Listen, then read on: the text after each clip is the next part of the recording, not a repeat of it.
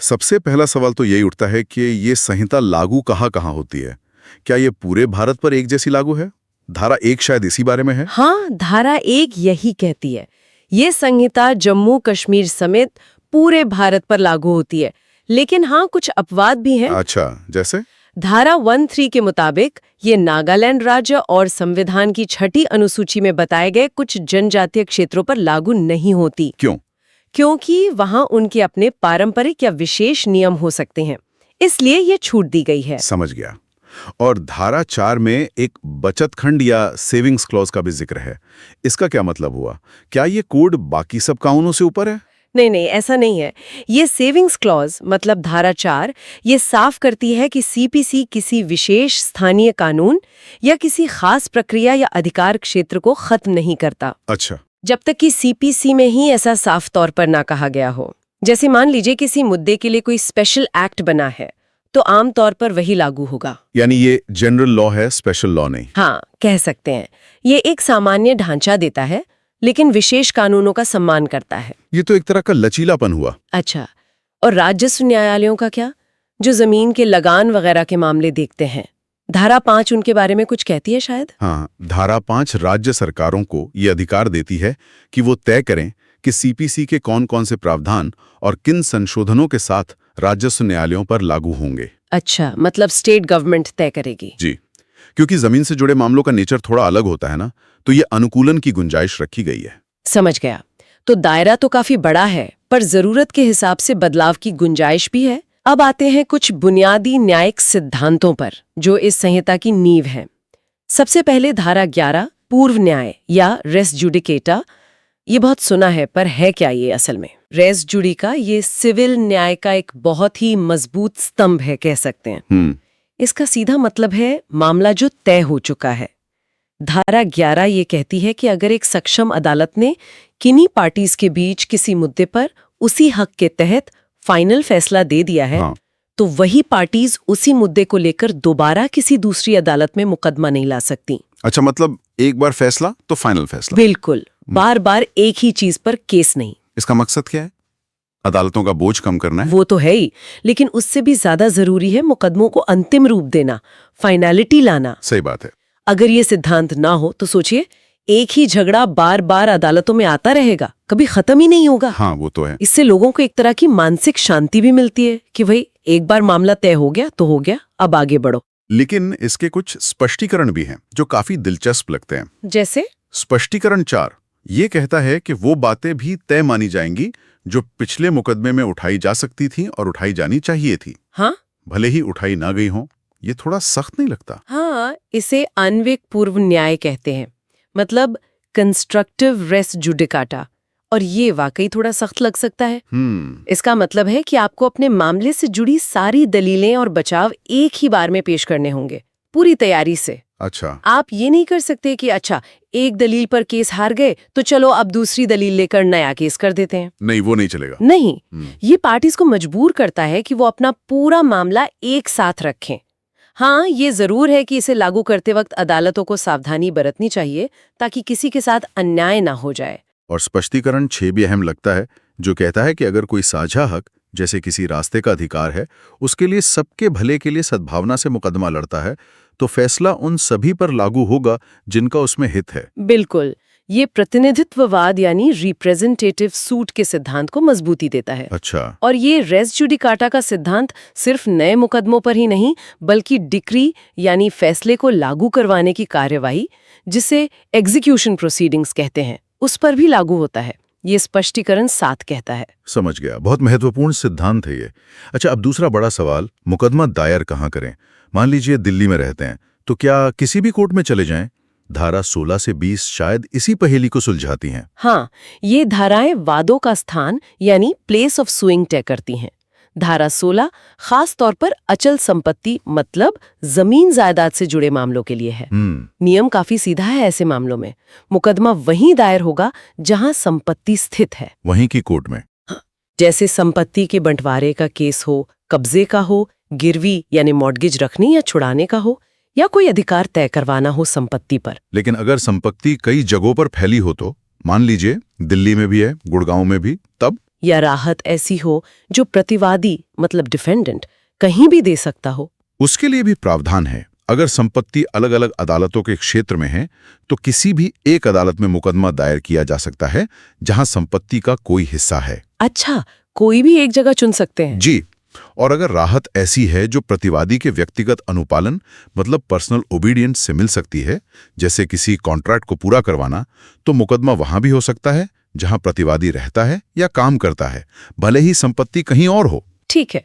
और अगर मामला किसी व्यक्ति के साथ हुई नाइंसाफी का हो या चल संपत्ति मतलब मूवेबल प्रॉपर्टी के नुकसान का हो, जैसे मानहानि या कोई एक्सीडेंट, उसके लिए धारा 19 है। ये वादी यानी प्लेंटिफ को विकल्प देती है। क्या विकल्प? मुकदमा या तो वहां हो सकता है जहां नुकसान हुआ या वहां जहां प्रतिवादी रहता है या कारोबार करता है। अच्छा, दोनों जगह ऑप्शन है। हाँ, जैसे उदाहरण दिया है, दिल्ली का आदमी कलकत्ता में पिटता है तो वो दिल्ली या कलकत्ता कहीं भी केस कर सकता है। ये तो वादी के लिए सुविधा हो गई। जी। और बाकी सभी तरह के मामलों के लिए, जैसे पैसों के लेन देन या कॉन्ट्रैक्ट के झगड़े जो न जमीन से जुड़े हैं न व्यक्तिगत चोट से, उनके लिए धारा 20 है। ये एक तरह से बची हुई कैटेगरी है।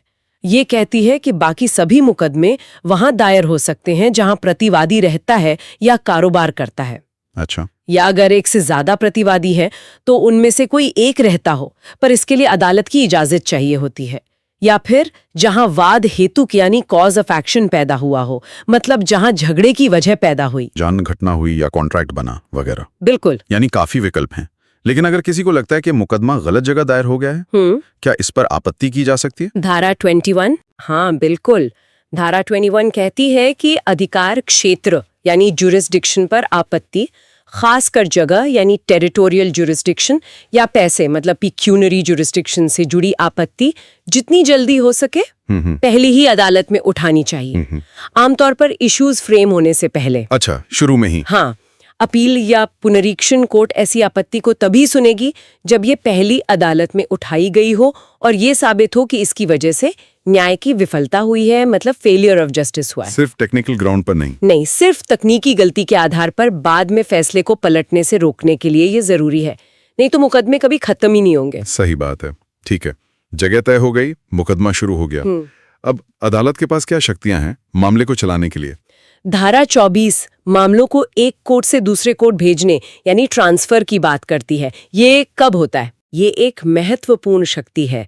हाई कोर्ट या डिस्ट्रिक्ट कोर्ट किसी भी पार्टी के आवेदन पर या खुद अपनी मर्जी से भी किसी भी मामले, अपील या कार्यवाही को अपने अधीन एक सक्षम अदालत से दूसरी सक्षम अदालत में भेज सकता है या वापस मंगा सकता है। क्यों जरूरत पड़ती है इसकी?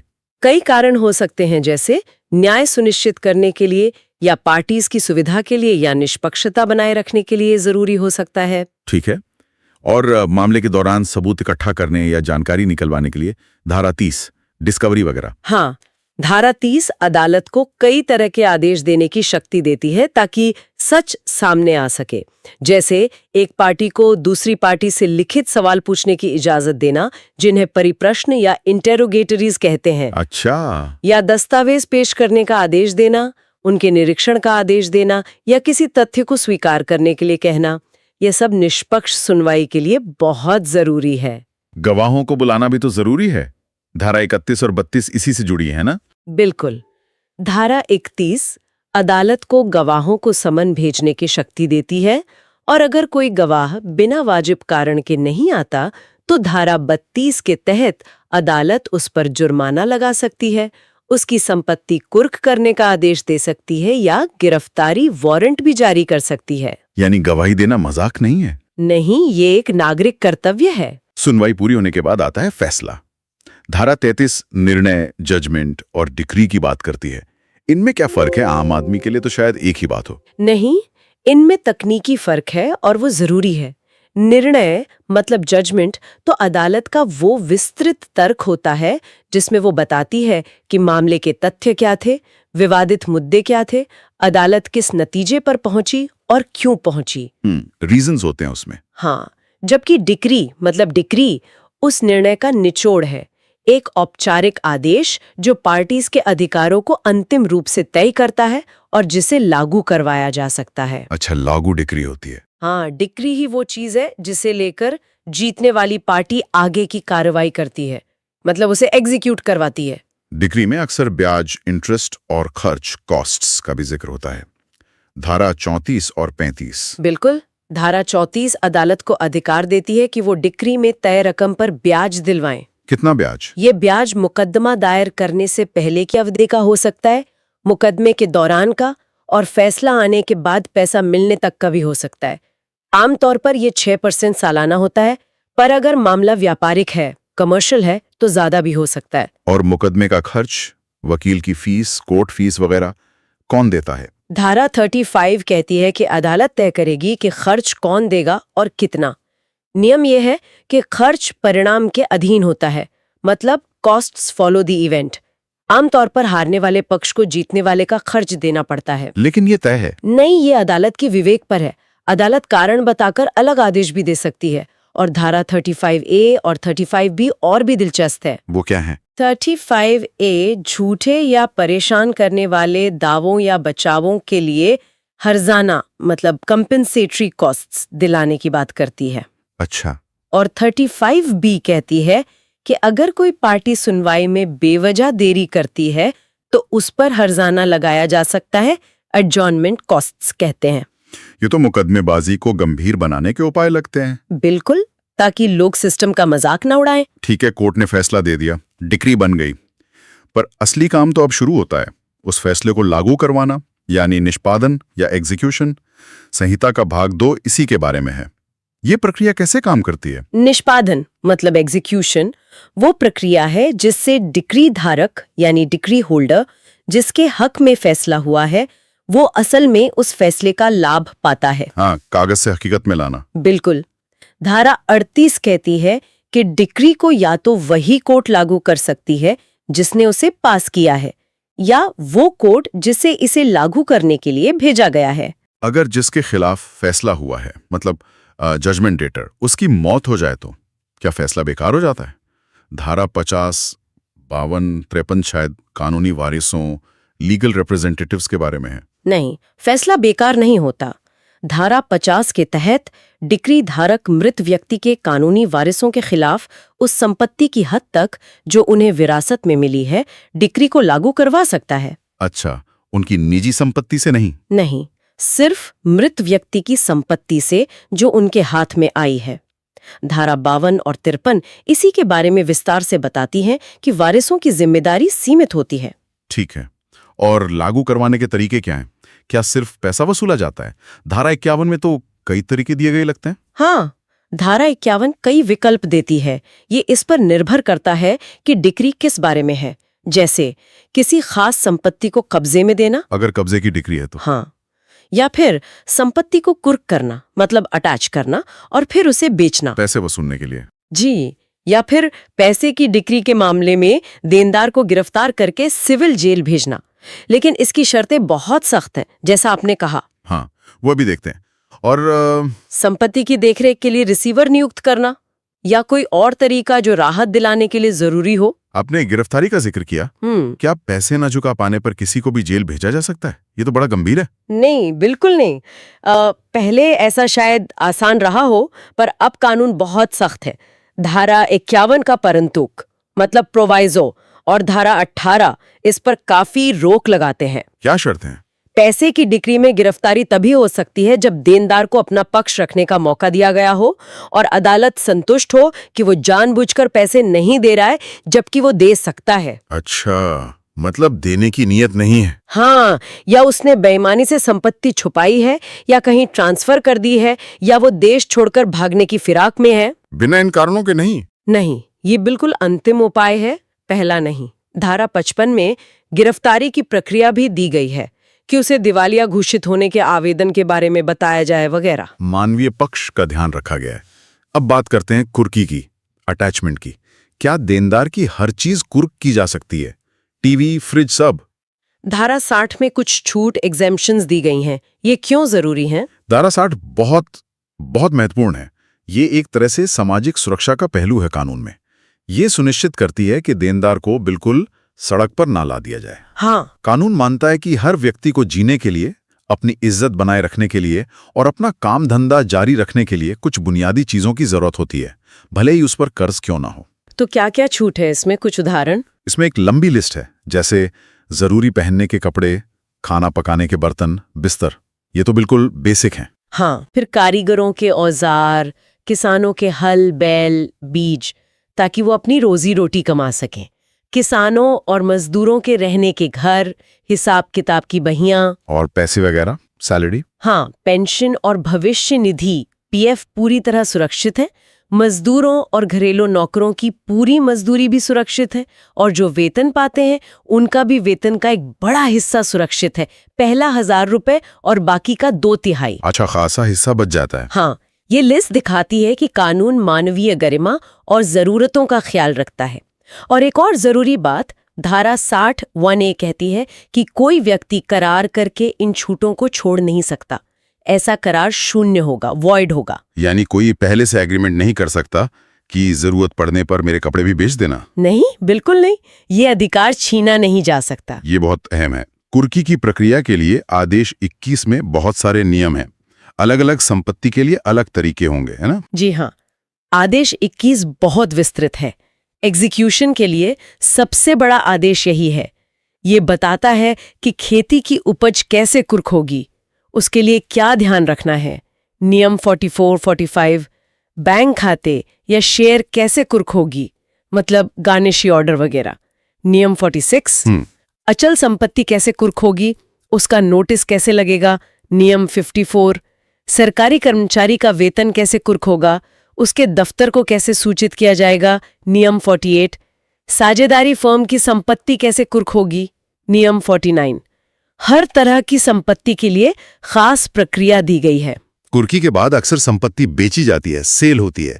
इसकी क्या प्रक्रिया है? आदेश 21 का नियम 66, बिक्री के इश्तिहार, प्रोक्लेमेशन ऑफ सेल के बारे में, इसमें क्या होना चाहिए?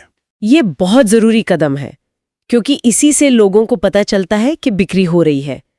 इश्तिहार में बिक्री का समय, जगह, संपत्ति का पूरा ब्यौरा। हाँ, उस पर अगर कोई देनदारी है, कोई लोन वगैरह चल रहा है, इनकम्बरेंस, तो उसकी जानकारी, कितनी रकम वसूलनी है, ये सब साफ साफ लिखा होना चाहिए, ताकि जो खरीदार हैं उन्हें पूरी जानकारी मिले और सही कीमत लग सके। क्या कोर्ट संपत्ति की कीमत भी बताता है इश्तिहार में? दिलचस्प बात यह है कि नियम 66 कहता है कि कोर्ट चाहे तो पार्टीज द्वारा बताई गई संपत्ति की अनुमानित कीमत इश्तिहार में लिख सकती है, पर कोर्ट खुद कीमत तय करके लिखने को बाध्य नहीं है। ये थोड़ा विवादित भी रहा है। अच्छा, और क्या डिक्री धारक, मतलब जिसके पैसे वसूलने हैं, वो खुद वो संपत्ति खरीद सकता है? हाँ, खरीद सकता है, लेकिन ऐसे ही नहीं। आदेश 21 नियम 72 के तहत उसे पहले अदालत से इजाजत लेनी होगी। बिना इजाजत के बोली नहीं लगा सकता। और अगर इजाजत मिल गई तो? अगर इजाजत मिलती है और वो संपत्ति खरीदता है, तो खरीद की रकम को डिक्री की रकम में एडजस्ट किया जा सकता है, मतलब मुजरा हो सकता है। बिक्री की प्रक्रिया में खरीदार को तुरंत 25% जमा करना होता है और बाकी रकम 15 दिन के अंदर। नियम 84-85। अगर न जमा करे तो? पाने के आधार दिए गए हैं। क्या आधार है? जैसे नियम 89 के तहत अगर देनदार बिक्री के बाद 30 दिन के अंदर डिक्री की पूरी रकम और खरीदार को 5% हर्जाना जमा कर दे, तो बिक्री रद्द हो जाएगी। अच्छा, ये तो देनदार के लिए एक मौका है। जी।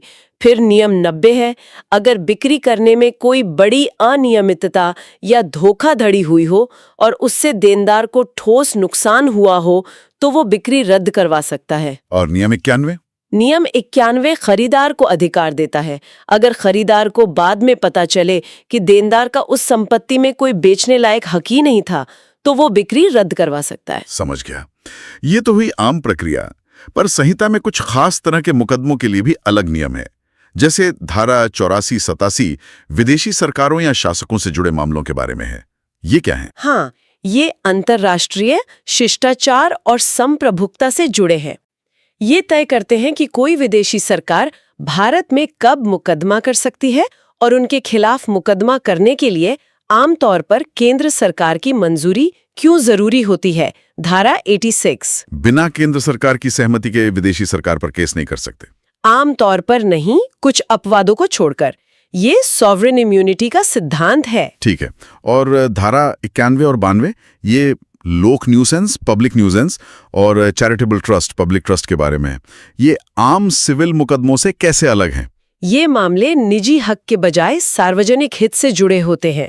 धारा 91 जनता को प्रभावित करने वाले उपद्रव, जैसे कोई प्रदूषण फैला रहा है या अवैध निर्माण कर रहा है जिससे आम रास्ता रुक रहा है, उसके खिलाफ कार्रवाई की इजाजत देती है। कौन कर सकता है कार्रवाई? या तो राज्य के महाधिवक्ता, एक एडवोकेट जनरल कर सकते हैं, या फिर अदालत की इजाजत से 2 या ज्यादा आम लोग भी कर सकते हैं जिनका उस न्यूसेंस से नुकसान हो रहा हो। और धारा 92? धारा 92 सार्वजनिक, धार्मिक या धर्मार्थ ट्रस्टों में अगर कोई गड़बड़ी हो रही है, जैसे ट्रस्ट की संपत्ति का दुरुपयोग हो रहा है, तो उसके खिलाफ कार्रवाई का रास्ता खुलती है ताकि ट्रस्ट सही ढंग से काम करें।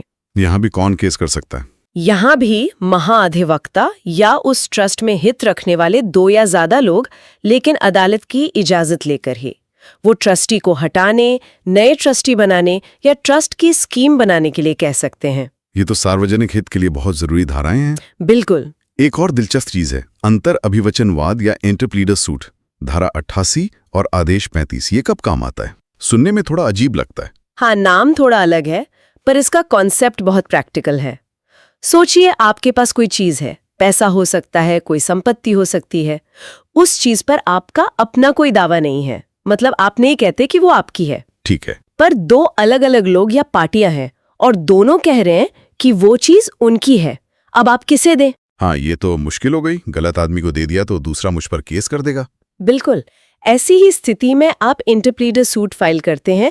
आप अदालत से कहते हैं कि हुजूर, मेरा इस चीज पर कोई दावा नहीं है, ये 2 लोग इस पर दावा कर रहे हैं, आप तय कर दीजिए कि असली हकदार कौन है, और आप वो चीज अदालत में जमा कर देते हैं। तो मैं झगड़े से बच गया। हाँ, ये आपको बेवजह के झगड़े और जिम्मेदारी से बचाता है। बढ़िया।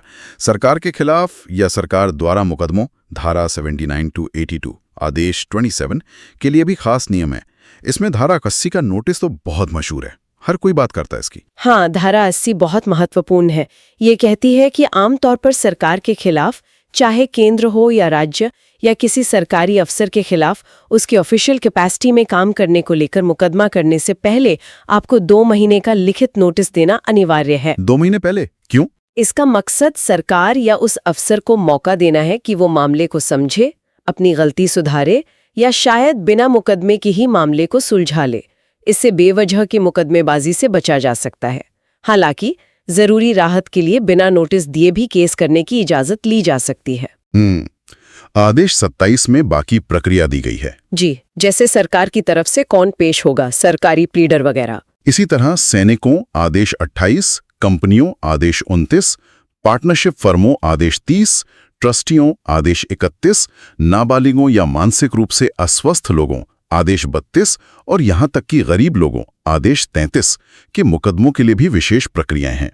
ये इतनी विविधता क्यों जरूरी है? क्योंकि हर तरह के पक्षकार की स्थिति अलग होती है और कानून को उसका ध्यान रखना पड़ता है। जैसे नाबालिग या मानसिक रूप से अस्वस्थ व्यक्ति खुद अपना केस नहीं लड़ सकता, उसकी बात कौन रखेगा? तो आदेश 32 कहता है कि उनके लिए एक वाद मित्र या नेक्स्ट फ्रेंड या वादार्थ संरक्षक, गार्डियन एड लाइटम नियुक्त होगा जो उनकी तरफ से केस लड़ेगा। सही है। ना फीस दिए मुकदमा लड़ने का मौका देता है ताकि गरीबी न्याय के रास्ते में रुकावट न बने। ये तो बहुत अच्छी बात है। हाँ, इसी तरह फर्म के नाम से मुकदमा हो सकता है, आदेश 30, ताकि सभी पार्टनर को अलग अलग पार्टी न बनाना पड़े। कंपनियों के लिए भी नियम है, आदेश 29। ट्रस्टी अपने लाभार्थियों का प्रतिनिधित्व करते हैं, आदेश 31। ये सब प्रक्रिया को व्यावहारिक और न्याय संगत बनाने के लिए है। गिरवी रखे सामान यानी मॉर्टगेज से जुड़े मुकदमों, आदेश 34, और मुकदमे के दौरान फौरी राहत जैसे स्टे ऑर्डर या अस्थायी रोक, टेम्पररी इंजंक्शंस, आदेश 39 के लिए भी नियम है। ये अस्थायी रोक कब मिलती है? आदेश 39 अदालत को यह शक्ति देता है कि वो मुकदमे के दौरान किसी संपत्ति को नुकसान से बचाने या उसे बेचने से रोकने या जैसी स्थिति है वैसी ही बनाए रखने, स्टेटस को के लिए तुरंत आदेश जारी करे। अच्छा, जब तक केस चल रहा है। हाँ, ताकि जब तक फैसला आए तब तक केस का मकसद ही खत्म ना हो जाए। इसका उल्लंघन करने पर सजा भी हो सकती है, संपत्ति कुर्क हो सकती है, सिविल जेल भी हो सकती है। और आदेश 40 रिसीवर की नियुक्ति के बारे में है। जी, कभी-कभी विवादित संपत्ति की देखरेख, उसका किराया वसूलने या उसे मैनेज करने के लिए अदालत एक निष्पक्ष व्यक्ति को नियुक्त करती है, जिसे रिसीवर कहते हैं। ठीक है। अब अगर कोई निचली अदालत के फैसले से खुश ना हो तो अपील, निर्देश, पुनर्विलोकन, पुनरीक्षण, ये सब क्या है? बड़े मिलते जुलते शब्द लगते हैं। हाँ, लगते हैं, पर हैं अलग-अलग। ये सब फैसले को चुनौती देने या उस पर दोबारा विचार करवाने के तरीके हैं, पर इनके आधार और फोरम अलग-अलग हैं। अच्छा, बताइए। निर्देश या रेफरेंस धारा 113 तब होता है जब निचली अदालत खुद ही किसी कानूनी सवाल पर, खासकर किसी कानून की वैधता के सवाल पर हाईकोर्ट की राय मांगती है। निचली कोर्ट खुद पूछती है? हाँ, अगर उसे लगता है कि कोई एक्ट या नियम अवैध हो सकता है। पुनर्विलोकन या रिव्यू धारा 114 ऑर्डर 47 में आप उसी अदालत से जिसने फैसला दिया है कहते हैं कि अपने फैसले पर दोबारा विचार करें। क्यों? किस आधार पर? इसके आधार बहुत सीमित हैं, जैसे कोई नया और महत्वपूर्ण सबूत मिल गया जो पहले बहुत कोशिश करने पर भी नहीं मिला था, या फैसले में कोई ऐसी गलती है जो रिकॉर्ड देखने से ही साफ पता चल जाती है, error apparent on the face of the record, या कोई और वैसा ही पर्याप्त कारण हो। आप पूरी बहस दोबारा नहीं खोल सकते। और पुनरीक्षण या रिवीजन धारा 115? रिवीजन में आप हाईकोर्ट जाते हैं।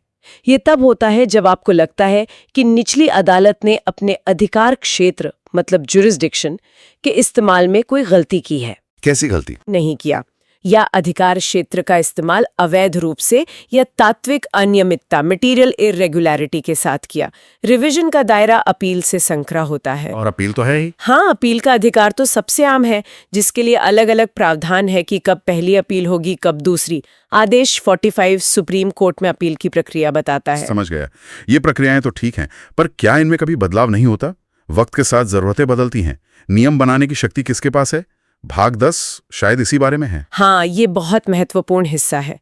भाग 10, खासकर धारा 122, हाईकोर्ट्स को ये शक्ति देती है कि वो अपनी और अपने अधीन सभी सिविल अदालतों की प्रक्रिया को रेगुलेट करने के लिए नियम बना सके। क्या वो संहिता के नियमों को बदल सकते हैं? हाँ, ये नियम संहिता की पहली अनुसूची में दिए गए नियम जो असल प्रक्रिया बताते हैं, जैसे आदेश 1 से 51 तक, को बदल सकते हैं, उन्हें रद्द कर सकते हैं या उनमें नए नियम जोड़ सकते हैं। अच्छा। इसके लिए हर हाईकोर्ट में एक नियम समिति, रूल कमिटी भी होती है। धारा 130, जिसमें जज और वकील होते हैं, जो नियम बनाने में हाईकोर्ट की मदद करती है। ये नियम राज्य सरकार की मंजूरी के बाद राजपत्र में छपते हैं और फिर कानून का हिस्सा बन जाते हैं। धारा 127, 131। यानी प्रक्रिया पत्थर की लकीर नहीं है, समय के साथ बदल सकती है। बिल्कुल, और बदलती भी है। ये जरूरी भी है ताकि प्रक्रिया व्यवहारिक और कारगर बनी रहे और न्याय में देरी न हो। आखिर में कुछ विविध प्रावधान हैं, जैसे धारा 132 से 135 ए में कुछ लोगों को विशेष छूट दी गई है। ये क्या है? हाँ, ये कुछ विशेष रियायतें हैं। जैसे धारा 132 उन महिलाओं को अदालत में व्यक्तिगत रूप से हाजिर होने से छूट देती है जो सामाजिक रीति रिवाज के कारण पर्दे में रहती हैं या लोगों के सामने नहीं आती। अच्छा, पर्दानिशीन महिलाएं। राष्ट्रपति, उपराष्ट्रपति, लोकसभा अध्यक्ष, सुप्रीम कोर्ट, हाई कोर्ट के जज, राज्यपाल जैसे उच्च पदों पर बैठे लोगों को व्यक्तिगत उपस्थिति से छूट देती है। और धारा 135 और 135 ए, गिरफ्तारी से छूट। हाँ, ये बहुत जरूरी है। ये जजों, मजिस्ट्रेटों, वकीलों, मुकदमों के पक्षकारों और गवाहों को अदालत आने जाने के दौरान सिविल मामलों में गिरफ्तारी से सुरक्षा प्रदान करती है, ताकि वो बिना डर के अपना काम कर सकें। बिल्कुल। इसी तरह धारा 135 ए विधानमंडलों के सदस्यों को सत्र के दौरान और उससे कुछ पहले और बाद में सिविल गिरफ्तारी से छूट देती है। तो ये थी सिविल प्रक्रिया संहिता 1908 की दुनिया की एक, कह सकते हैं, काफी विस्तृत झलक।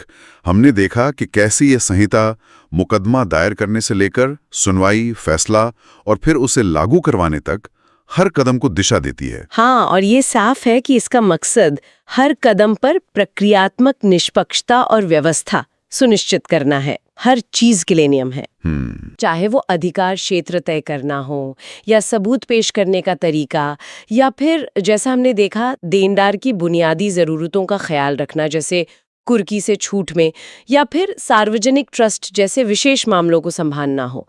हर नियम के पीछे एक तर्क है, एक उद्देश्य है। बिल्कुल। इसमें दिए गए ब्यौरे जैसे कुर्की से छूट वाली चीजों की वो लंबी लिस्ट धारा 60 या इंटरप्लीटर सूट जैसी व्यवस्था धारा 88 दिखाते हैं कि कानून असल जिंदगी की मुश्किलों को समझता है और उनका व्यावहारिक हल निकालने की कोशिश करता है। और ये सोचना भी अहम है कि ये कोड 100 साल से ज्यादा पुराना है, 1908 का है, लेकिन फिर भी समय समय पर हुए संशोधनों के जरिए आज भी हमारे सिविल न्याय सिस्टम की रीढ़ बना हुआ है।